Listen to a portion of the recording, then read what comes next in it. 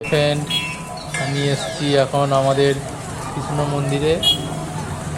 এটা আমাদের কৃষ্ণ মন্দিরের গেট থেকে আমরা ভেতরে যাচ্ছি। সাইডে লাইটিং করেছে আজ শুভ জন্মাষ্টমী উপলক্ষে। কৃষ্ণ মন্দির খুব সুন্দর করে সাজিয়েছে।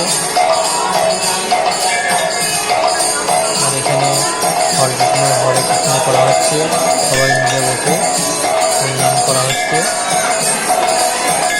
খুব সুন্দর করে হরিনাম হচ্ছে। এখানে দেখো এখানে রাধা কৃষ্ণ ঠাকুর সুন্দর করে সাজিয়েছে।